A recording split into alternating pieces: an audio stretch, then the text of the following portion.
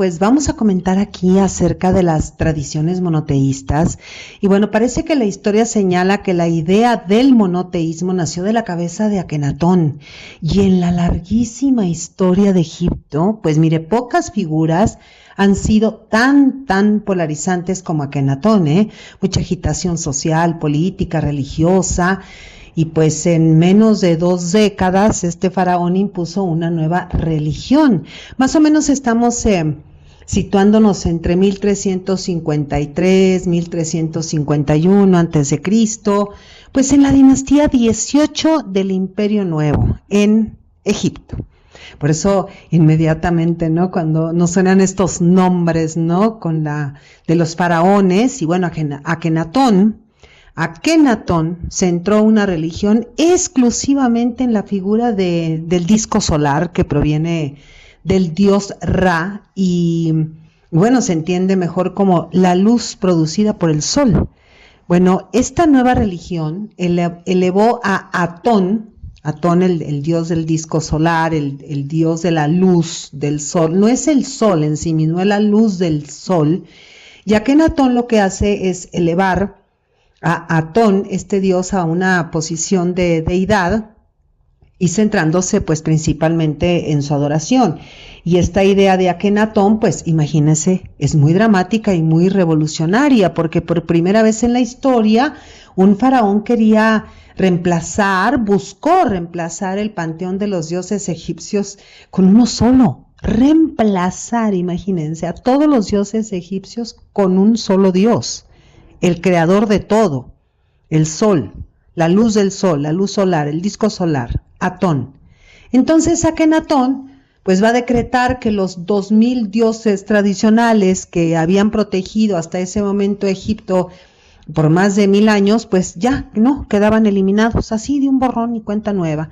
Y pues es muy difícil imaginar lo que sintieron los egipcios y bueno, sin duda esto debió en su momento ser algo absolutamente inconcebible.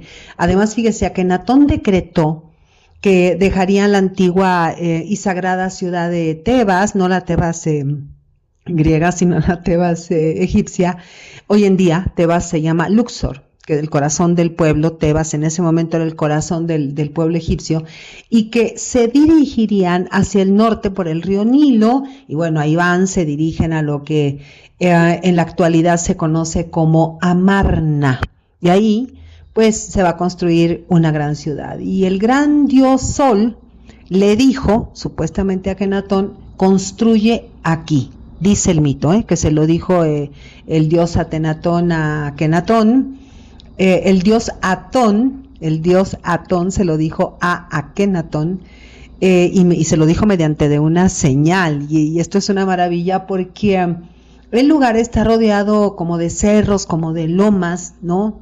No son montañas y en ciertos momentos del año el sol sale como entre una grieta, o sea, entre dos lomas y crea la forma de un jeroglífico en el horizonte y bueno, Atón interpretó así lo interpretó el faraón, que este dios Atón le había indicado dónde debía construir su ciudad sagrada y por escritos y grabados sabemos que Akenatón y Nefertiti era su esposa con igualdad de poder, empezaron a creer que solo ellos se podían comunicar con el dios Atón y que Akenatón era el hijo de Dios y obviamente que Nefertiti pues también era divina y que por tanto sus súbditos tenían que adorarlos como dioses.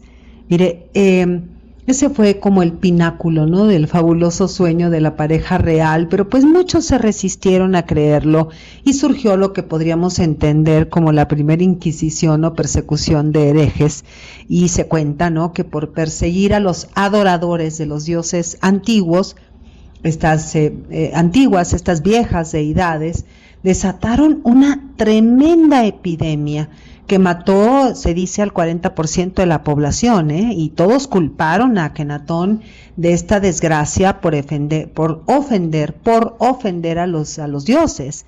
Y bueno, en esta tremenda epidemia, y ya dijimos, se murió muchísima gente, pero además muere Nefertiti y muere la hija. Y esto pues obviamente es tremendo, ¿no? Y bueno, también cuenta el mito que Akenatón fue asesinado. La ciudad fue abandonada y más tarde fue destruida, borrada, ¿no?, de la memoria. Ahí quedan los vestigios, ¿no?, junto con el culto a Atón y el mismo Akenatón, ¿no?, también olvidado. Y bueno, y quien por mucho tiempo quizá solamente fue recordado por ser probablemente el padre del gran Tutankamón, que fue su sucesor. Se dice que era su hijo. Y Tutankamón rescata a los antiguos dioses y restaura el poder y la prosperidad, y pues los sacerdotes regresaron mucho más poderosos que nunca. Y mire, ningún faraón volvió jamás a desafiar a los dioses. Akenatón fue entonces considerado un hereje, porque obviamente creía en un solo Dios. Y quizá para nosotros esto es muy extraño. ¿Cómo va a ser hereje para nosotros quien cree en un solo Dios? Pero esto, mirando la historia, nos damos cuenta que nosotras que culturalmente pertenecemos a una tradición monoteísta, somos la excepción de la regla. Todo Oriente, y estoy hablando de que todo Oriente surge en las civilizaciones, es politeísta. Ninguna mente oriental, ninguna de la antigüedad, podía haber concebido la concentración del poder del culto en un solo Dios, porque un solo Dios no basta para la grandeza del cosmos y para todas sus criaturas.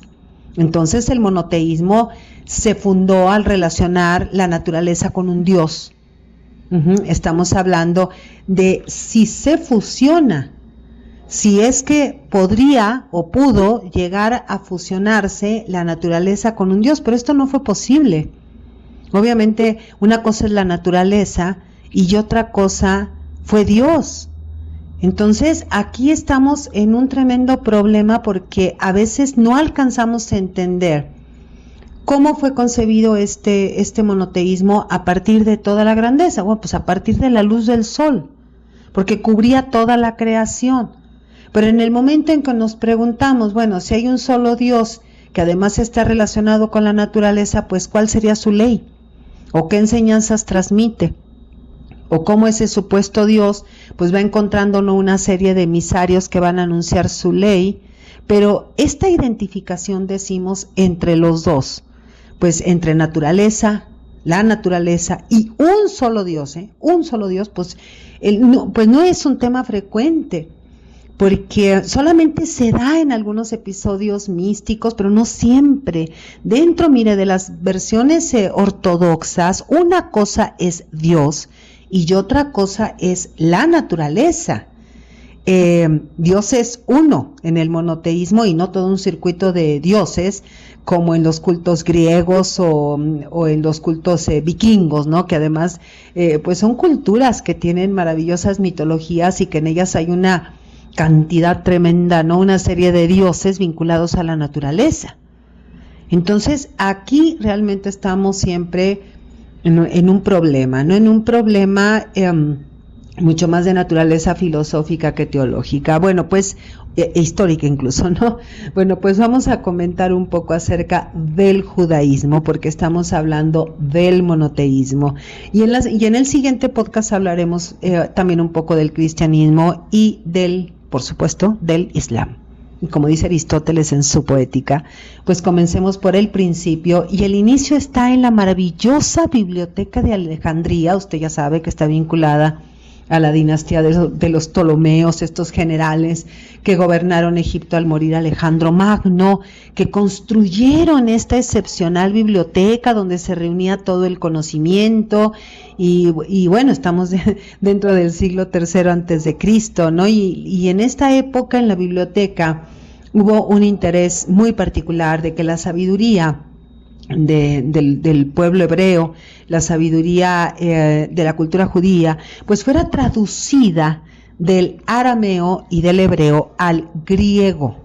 Y bueno, en la cual van a participar 72. Se dice que eran 70 o 72 traductores, y esto es una épica, Y bueno, dice la leyenda que cada traductor pues hacía en particular una sola traducción, y que todos los 72 o 70 traductores llegaron a la misma versión. Esto es un dato muy raro, pero le creemos a las leyendas, ¿no? Y esta versión de la Biblia se llama Septuaginta. Esto quiere decir Biblia de los 70, que es la primera Biblia concebida en griego y que a partir de ahí pues son todas las que conocemos, ¿no? Estamos hablando en primer término de los 5 libros del Pentateuco. Me refiero aquí específicamente a la Torá, también llamada la ley, que aquí si le quitamos los artículos sería Torá, ¿no? Y sería ley. Y aquí tenemos que detenernos, ¿no? Remontarnos más o menos, no sé, es muy difícil esto de montar en una cronología, pero bueno, si vamos así como en estos a veces equívocos de la historia, nos situaríamos como en el 2000, ¿no? Por ahí antes de Cristo, o sea, siglo XX, ¿no? Antes de Cristo, en Ur, allá en Caldea, con la historia de Abraham. Abraham es el fundador de las 3 religiones monoteístas, es decir, el fundador de las religiones abrámicas. 3 religiones monoteístas: judaísmo, cristianismo e islam. Y bueno, su historia está contada en los textos sagrados de estas 3 religiones. Abraham es un punto de unión. A ver, veamos, la narración gira en torno al origen del pueblo israelita. El dios Yahvé, divinidad tutelar de los israelitas, es identificado como el o Elohim. Y Elohim o él se revela ante Abraham y le dice: vete de tu tierra y de tu parentela y de la casa de tu padre a la tierra que te mostraré y haré de ti una nación grande. Bueno, Abraham fue el padre de Ismael e Isaac. Estos 3 nombres son importantísimos, Abraham, Ismael e Isaac. Bueno, Isaac, ¿no? Él es el hijo es que es con doble A y no se pronuncia Isaac. Es Isaac. Es el hijo de Abraham y de Sara, es su esposa, y bueno, les costó un esfuerzo tremendo que naciera, y luego iba a ser sacrificado. Bueno, es toda una historia esta bíblica que ya la conocemos, pero obviamente este sacrificio pues nunca fue efectuado, este sacrificio nunca se realizó. Pero hubo otro hijo, y me refiero a Ismael, y él es el primogénito, Ismael nació de la sierva egipcia Agar y de Abraham. Ismael va a fundar la religión islámica, es el pueblo de los ismaelitas, ¿no? Entonces la idea de un Dios, Elohim, Yahvé, Jehová, pues posteriormente Jehová, parte pues de Abraham. Abraham es el padre de las naciones, y en la tradición judía Abraham se llama nuestro padre Abraham, todo completito, no se dice nada más Abraham, es nuestro padre Abraham. Y esto lo que significa es que Abraham es el progenitor biológico de los judíos y es el padre del judaísmo, es el primer judío, y en el cristianismo pues es el progenitor espiritual de todos los creyentes, judíos o no judíos, y en el Islam es visto como un eslabón en la cadena de profetas que comienzan, ya lo sabemos, con Adán y que va a culminar en Mahoma. Entonces, en el relato de Abraham, que fue el padre de Ismael e Isaac, pues estamos hablando de los ancestros, ¿no? Respectivamente del pueblo árabe, en el caso de Ismael, y de los que son los ismaelitas, y del pueblo de Israel, que es Isaac, ¿no? Y por medio de Jacob, el hijo de Isaac y nieto de Abraham, pues tuvo 12 hijos, se fundaron las 12 tribus de Israel, y de 3 de ellas, Judá, Benjamín y Leví, que son bisnietos de Abraham, procede el pueblo judío. De la línea de Judá desciende el rey David, y según los cristianos, Jesús de Nazaret. Entonces fíjense cómo la línea va corridita, ¿no?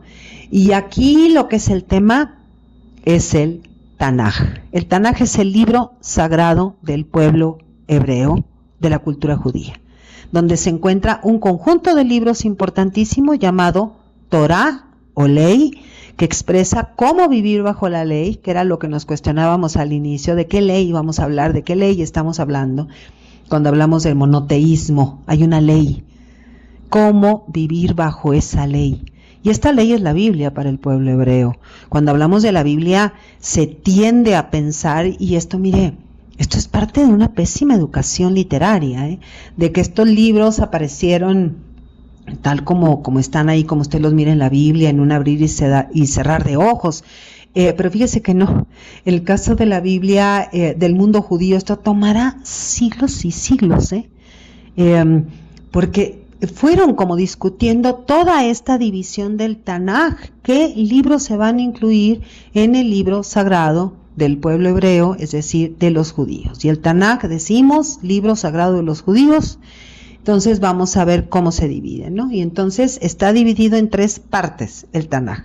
El Tanaj nosotros lo conocemos como el Antiguo Testamento, pero así no se le llama, así no se le titula originalmente, ¿no? El Antiguo Testamento es una manera, ¿no? Católica, dijéramos, protestante también, ortodoxa también, de llamarle al Tanaj. Pero ¿de dónde procede toda nuestra idea del Antiguo Testamento y todos los libros del Antiguo Testamento que se fueron aumentando en algunos casos, disminuyendo en otros, según si es la Biblia católica, si son Biblias ortodoxas o si son Biblias cristianas? Pero la fuente de todo esto es el Tanaj. El Tanaj, el libro sagrado, ya dijimos, de los judíos. Y está dividido en 3 partes. Torah, o la Torah, que es la ley, Neviim, que son los profetas, y Ketuvim, que son los escritos. Y bueno, los primeros 5 libros de la Biblia, que ahí sí coinciden, ¿no? Con todas las Biblias, el Pentateuco, es la Torah. Y la Torah reúne los siguientes libros: Génesis, Éxodo, Levítico, Números y Deuteronomio. Y son la llamada ley, la ley divina, la ley de Dios. El segundo conjunto de libros, los libros de Neviim, o sea, los libros de los profetas mayores, y también de los menores que se van a aumentar después. Y son estos profetas en ese orden, Josué, Jueces, los 2 libros de Samuel, los 2 libros de Reyes, Isaías, Jeremías, Ezequiel, y después, fíjese, los 12 libros de los profetas menores se van a tomar como un solo tomo. ¿Y quiénes son los profetas menores? Oseas, Joel, Amós, Abdías, Jonás, Miqueas, Nahum, Habacuc, Sofonías, Ageo, Zacarías y Malaquías. Entonces, hasta aquí estamos hablando de 2 conjuntos de libros, nos falta uno más, que es la Torá o la ley, y Neviim, o los libros de los profetas mayores, y del tomo que reúne a los 12 profetas menores, ¿no? Bueno, el tercer grupo de libros es Ketuvim, o escritos. Este es una maravilla. Miren los libros que incluye: los libros sapienciales, los libros poéticos, Salmos, Proverbios, Job, Cantar de los Cantares, Ruth, que nos fascina Ruth, Lamentaciones, Eclesiastés, Esther, Daniel, Esdras y Nehemías, que se toma como uno, y los 2 libros de Crónicas, Crónicas 1 y Crónicas 2. No, esto es una maravilla. Bueno, en total son 24 libros, La Biblia hebrea, la Biblia judía, son 24 libros del Tanaj, la Biblia hebrea. Estamos hablando que el Tanaj es el libro sagrado del judaísmo. Y aquí es todo un tema, porque para los católicos, decíamos, y los ortodoxos, el llamado Antiguo Testamento tiene 46 libros en lugar de los 24, que son para los judíos, y para las iglesias protestantes, el Antiguo Testamento tiene 39, porque los protestantes omiten los 7 libros conocidos como deuterocanónicos. Bueno, pero regresemos a los 24 libros del Tanaj, el libro sagrado de los judíos, porque si no, no vamos a entender después nada de lo del cristianismo, ni tampoco lo del Islam. Y aquí vamos despacito, ¿le parece? A ver, ya dijimos que el Tanaj se divide en 3 conjuntos de libros sagrados: Torah, Neviim y Ketuvim. La Torah, ya lo dijimos, estamos aquí reiterando, contiene 5 libros, pero ahora fíjese que nos vamos a dar cuenta que las palabras que en español que conocemos pues provienen del griego, y vamos a tratar de respetar cómo se pueden pronunciar o cómo se dicen, ¿no? O cómo son conocidos más bien en sus nombres originales, que en la Biblia hebrea o el Tanaj. Entonces, es el Génesis o Bereshit, que quiere decir en el principio. Éxodo o Shemot, es decir, libertad y responsabilidad. El tercer libro es Levítico o Vayikra, o sea, leyes de santidad. El número 4, estoy hablando del Pentateuco, números o Bamidbar, es decir, viajes y censo. El quinto libro es Deuteronomio o Devarim, que es la aclaración e interpretación de la ley, o sea, la Torá. Entonces, a ver, son 5 libros de la Torá: Génesis o Bereshit, el segundo, Éxodo o Shemot, el tercero, Levítico o Vayikra, el cuarto, Números o Bamidbar, y el quinto, Deuteronomio o Devarim. Ay, qué cosa más hermosa es todo esto, porque entonces ya la cabeza de uno se va acomodando, ¿no?, en toda esta estructura. Bueno, la segunda división del Tanaj, el libro sagrado de los judíos, es Neviim o profetas. Pero empezaríamos por el libro sexto, ya que el quinto pues es el Deuteronomio. Entonces la numeración continúa, no se cuenta aparte.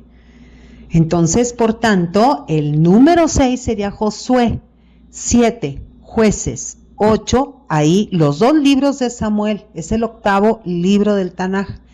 El 9 son los 2 libros de Reyes, el 10 Isaías, 11 Jeremías, 12 Ezequiel. El 13 pues son el conjunto de los 12 libros de los profetas menores. Entonces, hasta ahí.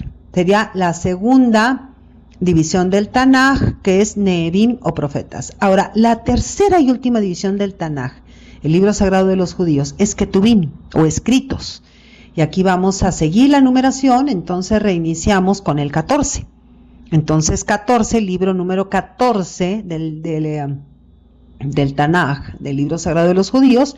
El 14 es Salmos, el 15 es Proverbios, el 16 es Job, 17 Cantar de los Cantares, 18 Ruth, 19 Lamentaciones, 20 Eclesiastés, 21 Esther, 22 Daniel, 23 juntitos Esdras y Nehemías, y por último 24, y ahí también hacemos una reunión juntitas, Crónicas 1 y Crónicas 2.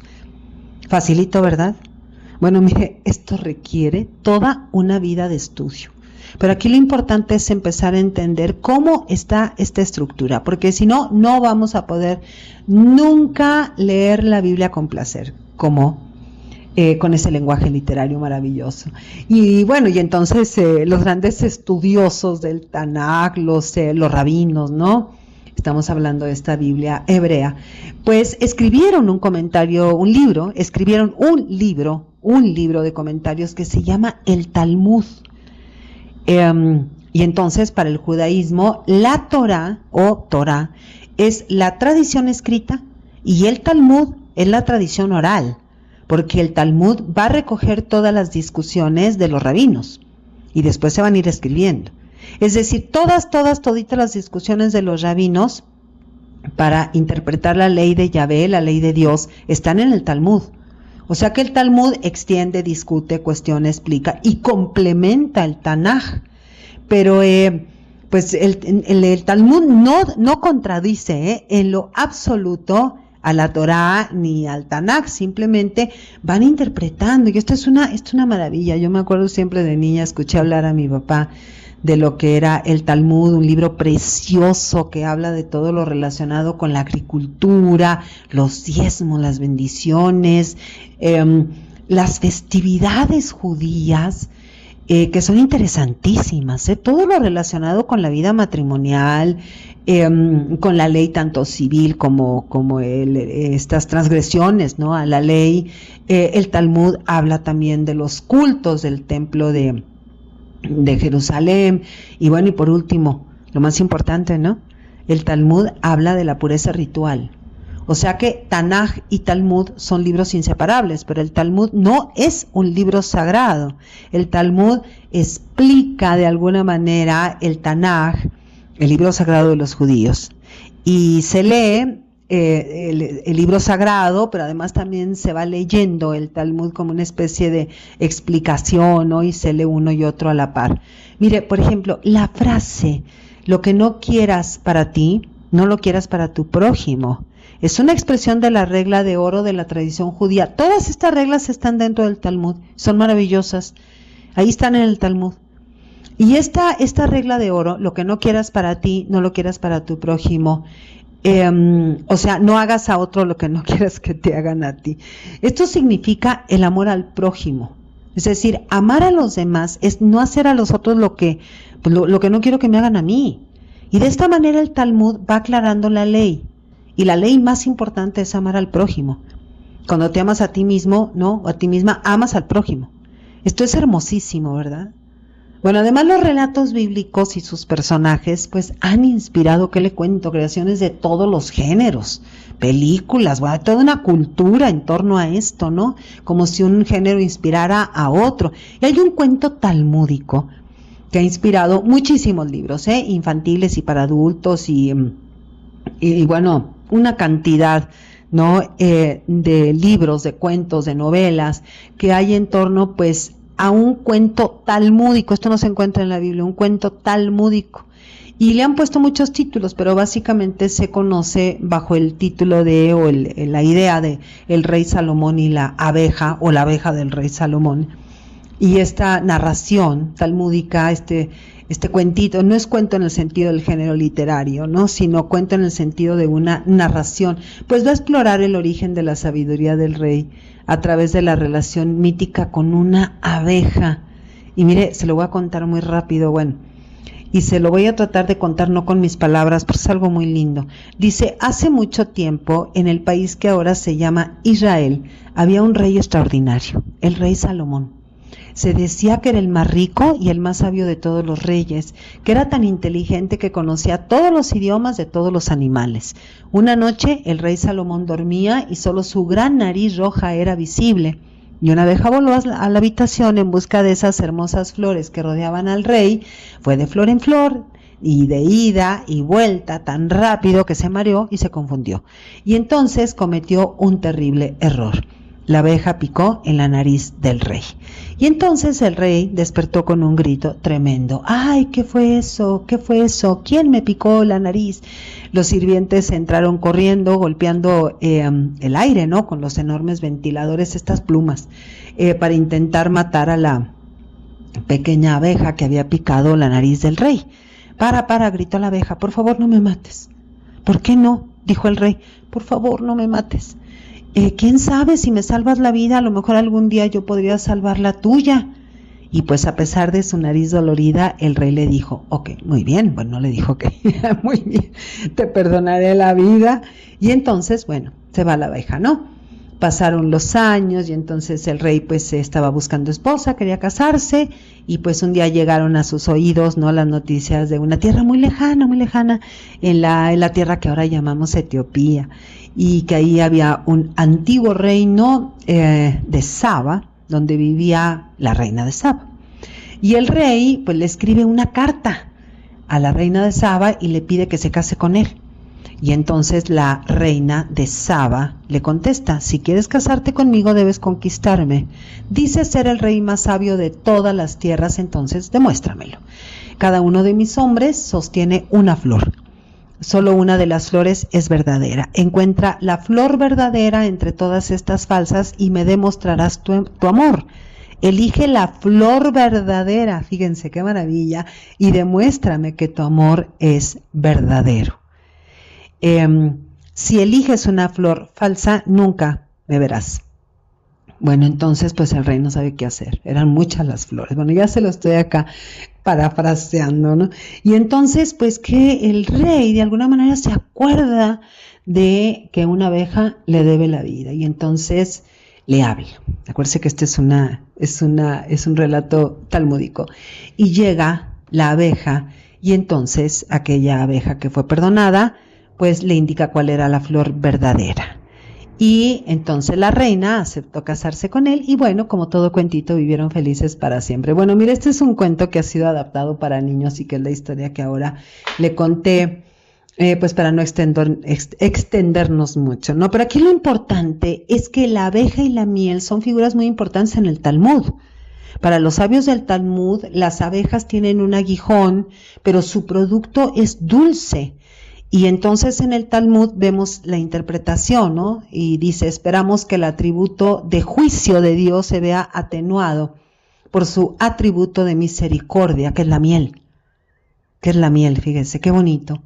Produciendo un resultado más dulce, y la miel es además un auxiliar para memorizar las palabras sagradas, que son más dulces que la miel. Y toda esta interpretación proviene del capítulo 4, váyase usted corriendo ahorita a su Biblia, capítulo 4, versículo 11 del Cantar de los Cantares, donde dice el rey Salomón, le dice a la reina de Saba, esposa mía, tus labios como un panal destilan miel y leche hay debajo de tu lengua y el aroma de tus vestidos es como la fragancia del Líbano.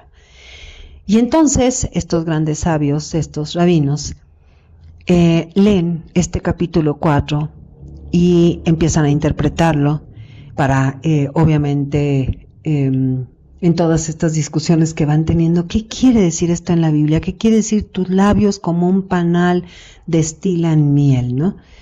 Y bueno, este es un pequeño ejemplo de cómo el Talmud explica las escrituras del Tanaj. Y mire, el Tanaj es un corpus de lectura gigantesco.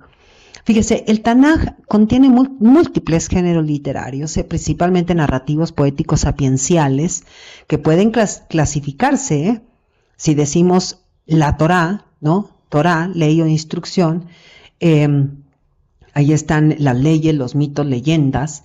En Neviim, profetas, estamos hablando de oráculos, visiones, profecías. En Ketubim, escritos, pues estamos hablando de poesía, salmos, proverbios, toda esta parte sapiencial, ¿no? Hay narrativa histórica, lo que decimos, ¿no? La literatura sapiencial tan importantísima. O sea que el Tanaj es un germen literario único, importantísimo. Y bueno, entonces en la biblioteca de Alejandría, cuando se hace la traducción, la Biblia hebrea, pues aún había madurado, es decir, que todavía estaba en discusión qué textos incorporar y cuáles no, todo esto estaba en proceso. Y este proceso va a llevar casi hasta el siglo I después de Cristo. Entonces los nombres de los libros bíblicos es la traducción griega que proviene del hebreo y del arameo.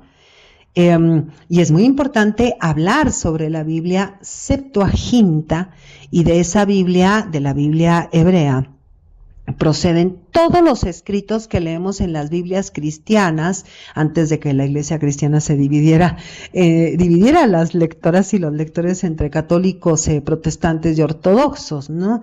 Entonces ahora, literariamente hablando, para comprender el mundo judío, fíjese, para comprender el mundo judío y la importancia del concepto de ley, porque todos los libros del Tanaj se refieren a la ley de Dios, Elohim, Yahvé, Jehová.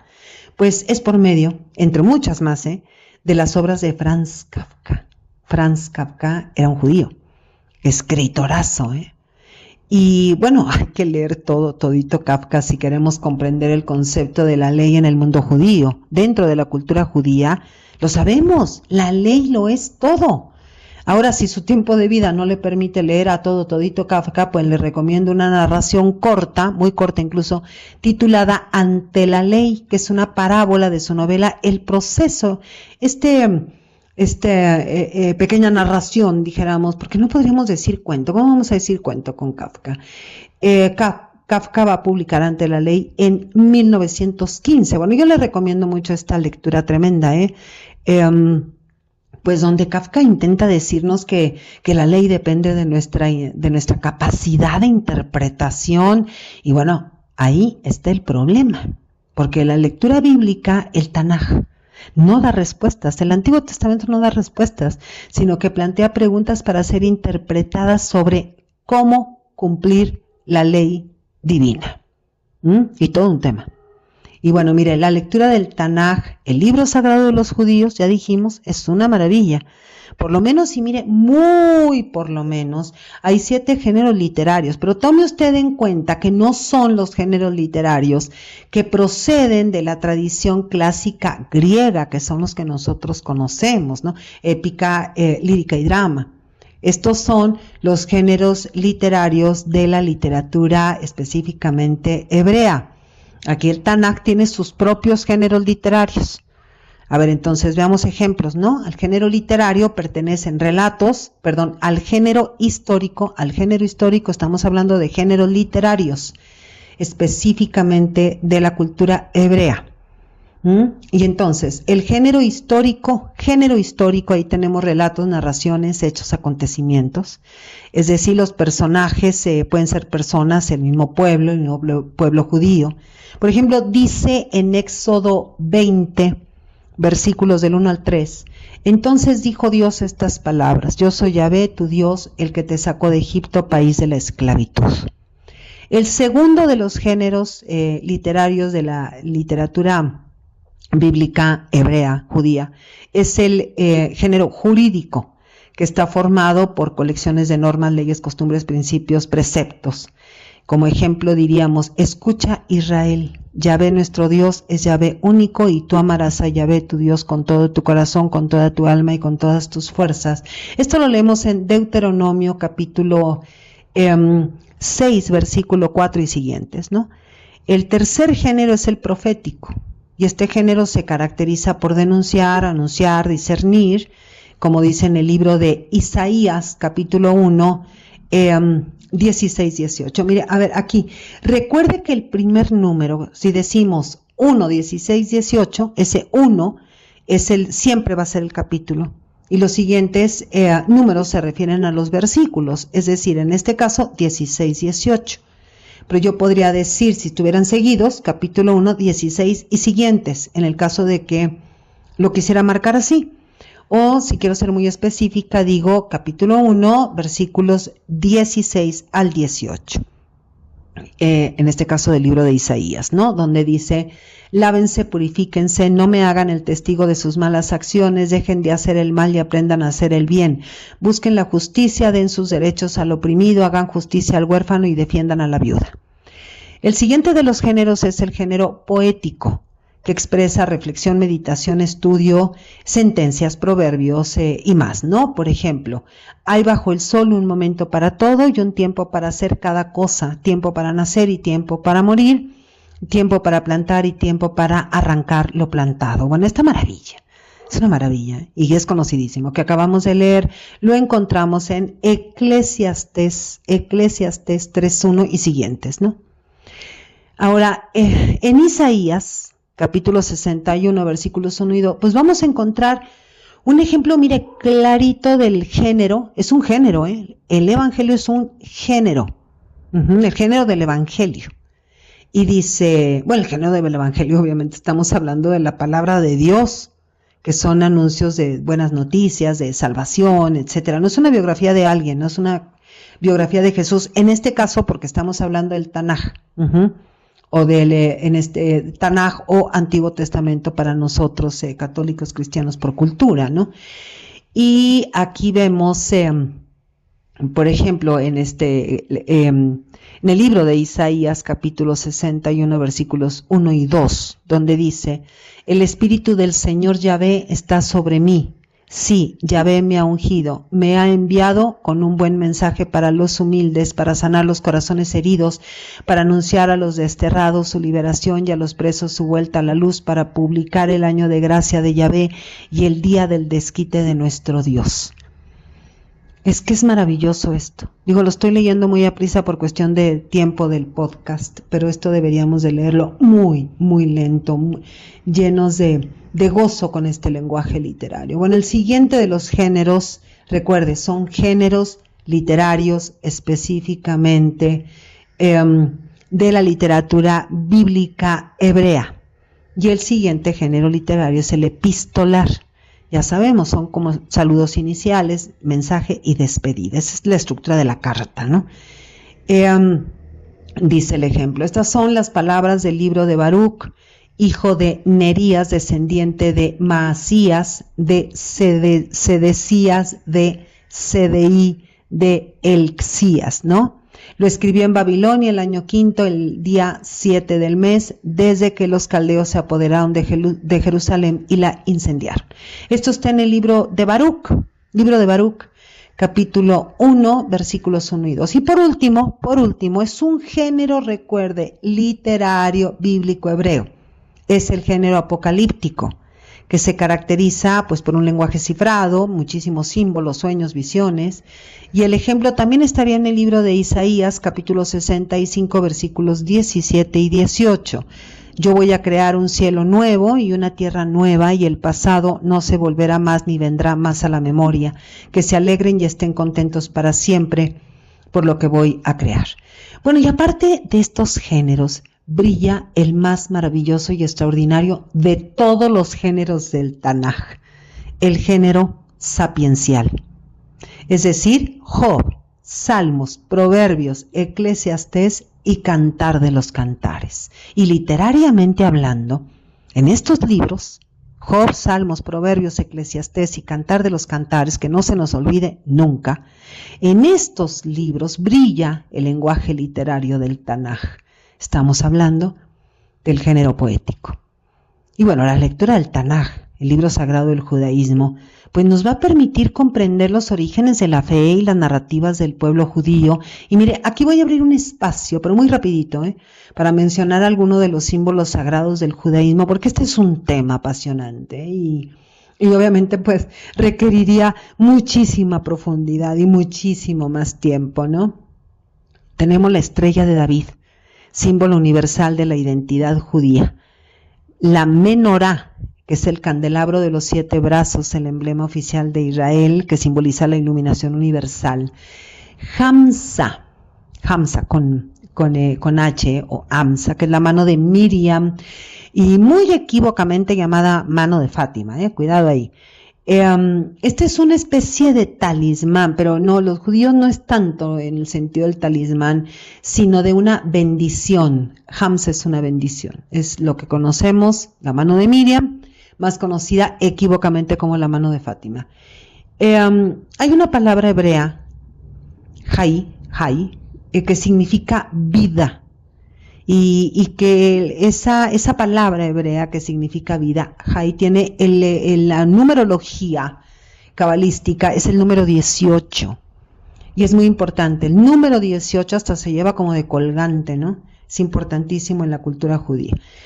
El shofar, que es un cuerno de carnero utilizado en los rituales judíos, los símbolos del Shabbat, que son una maravilla.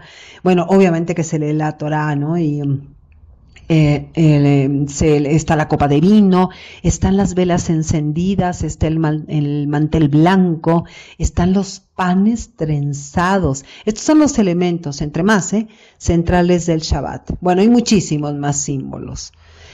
Bueno, ahora mire, leer el Tanaj como obra literaria es importante porque revela la profunda influencia de la literatura hebrea en diversas culturas y expone la riqueza de sus géneros, narrativa, histórica, poesía, profecía, sabiduría, entre más, que exploran, ya lo sabemos, todo esto es una exploración, como hacen las buenas obras literarias, ¿no? Como hacen las obras clásicas, exploran la condición humana.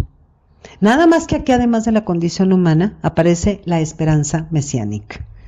Y además, bueno, el Tanaj proporciona un marco importantísimo para entender las bases de una cultura, pues que ha legado una cantidad de cosas, ¿no? Al mundo occidental. Y la literatura hebrea, y en particular el Tanaj, ha tenido un impacto resonante en muchísimas culturas. Muchísimas, y es una de las fuentes más antiguas y fuertes de la literatura, porque ofrece una riqueza temática impresionante de géneros y que además trasciende el ámbito estrictamente religioso. Y bueno, el Tanaj, el libro sagrado de los judíos, sin duda, mire, sin duda, es una lectura literaria indispensable dentro de la literatura universal.